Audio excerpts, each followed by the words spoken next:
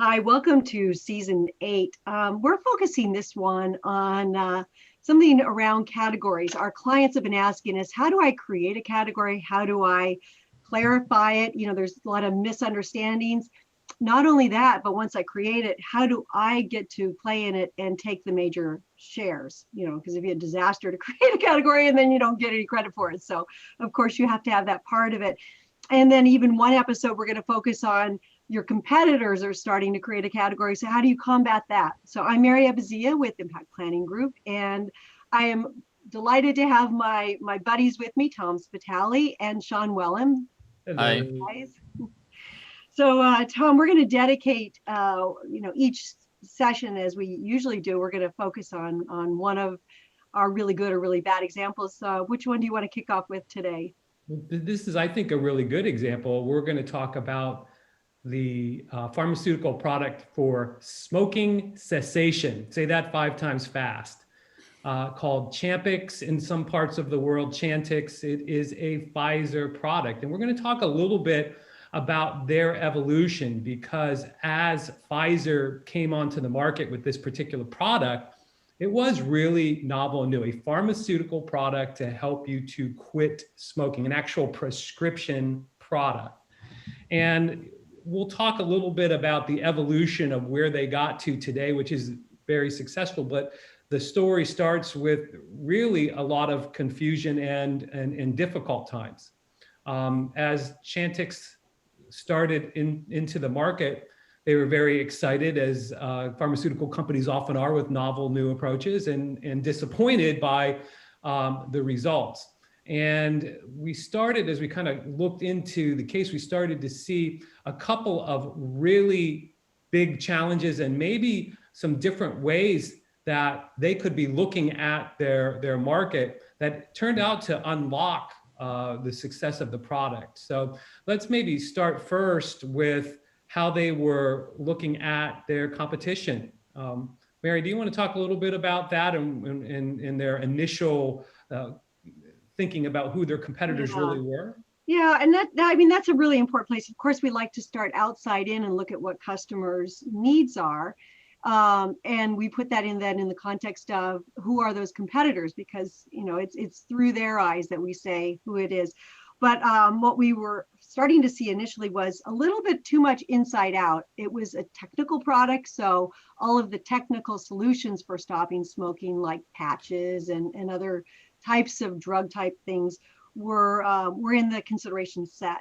And it wasn't until somebody in the back, of course, piped up and said, wait just a minute, I actually have tried to stop smoking several times, and there's this thing called cold turkey, which means that you just do it on your own.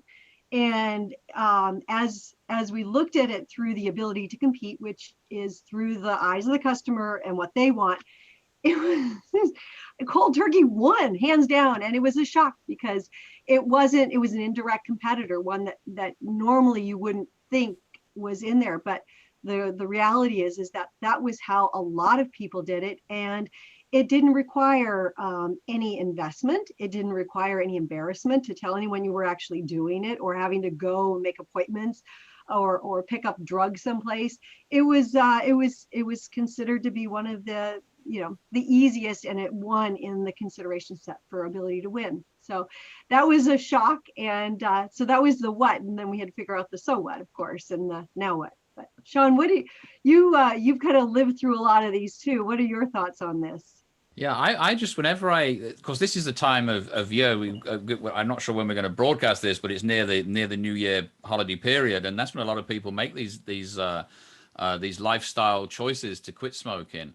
I liked your description of someone who tried to stop smoking several times. When I was a smoker, I considered that I'd successfully stopped smoking several times.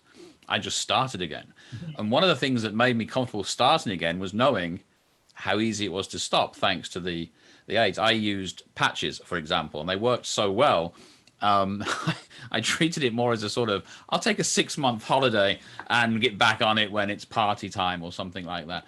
I think it's important that when, from this example in particular, when we look from a product perspective, what the product does, its method of action, its mechanism, or what have you, it's very tempting to then build a solution or a category around that and ignore the more psychological needs that affect every product, whether you're selling ball bearings or lifestyle products. There's an element of psychology and personality in there.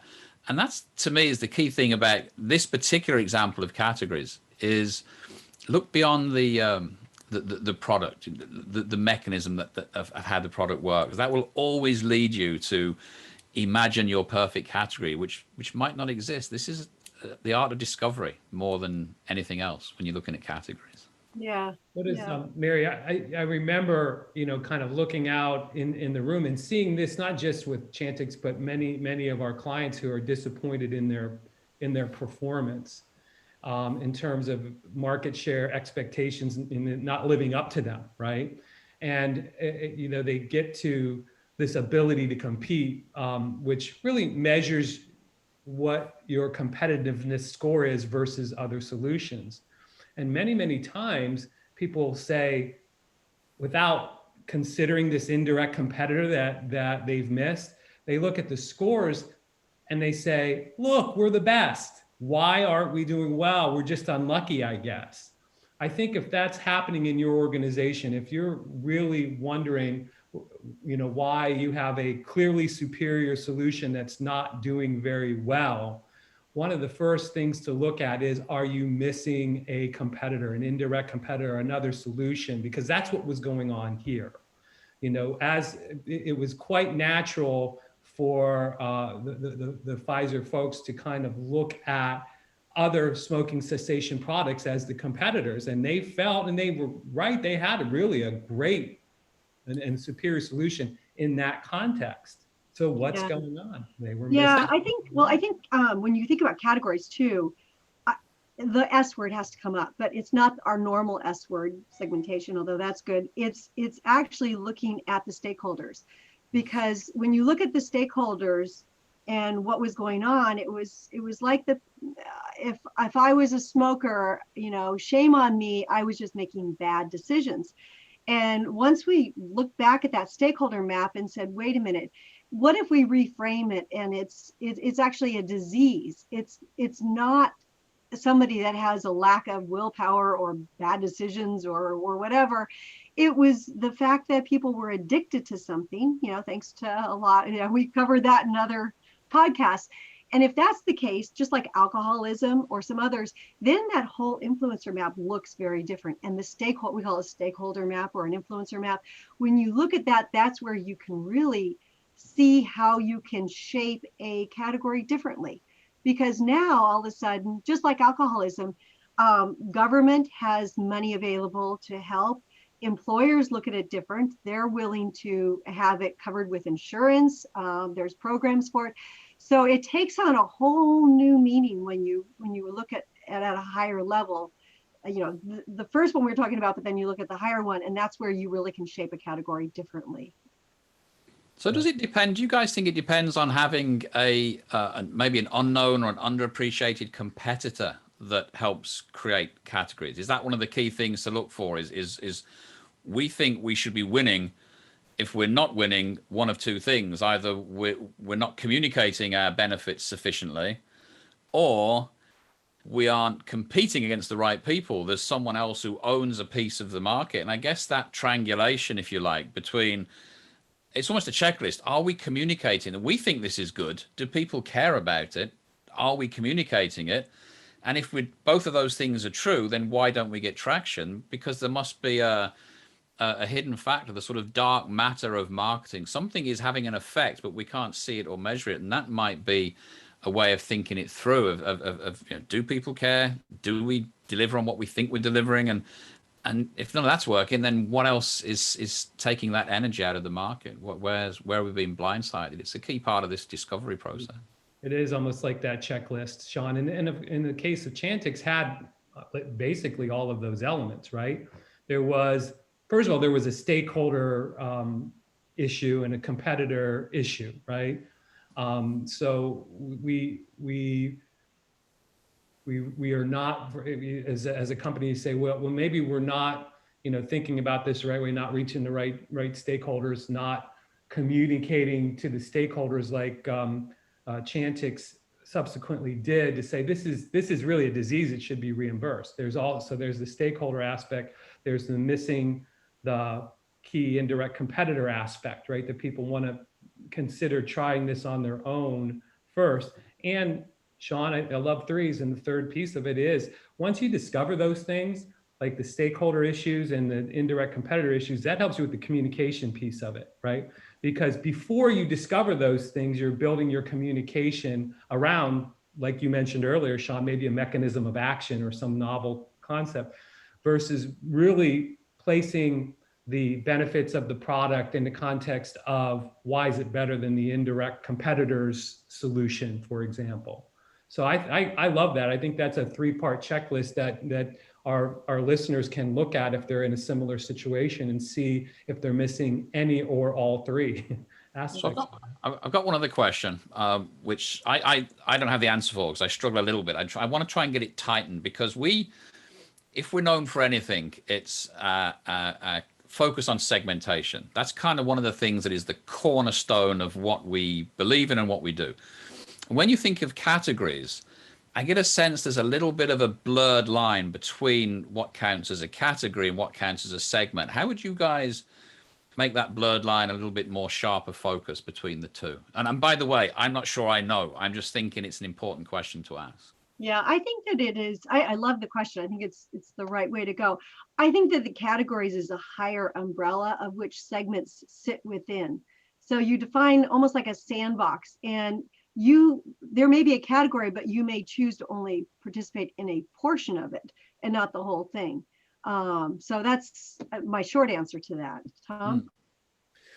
Yeah, I want to build on that, because I think that's right. And then I think there are some cases where, category, the difference between category creation and just good segmentation is in that third part, that communication part.